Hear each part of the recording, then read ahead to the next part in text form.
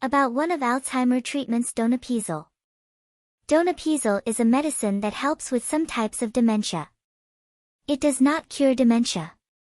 However, it treats some of the symptoms of Alzheimer's disease, Parkinson's disease, and dementia with Lewy bodies. It can also help with mixed dementia.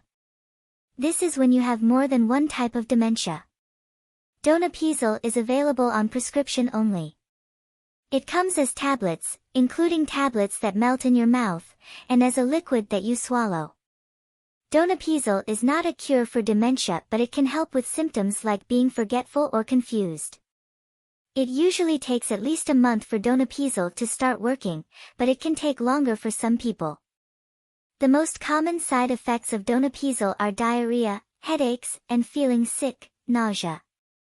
You can take it with or without food. Drinking alcohol stops Donepezil from working as well as it should. It also increases the risk of side effects.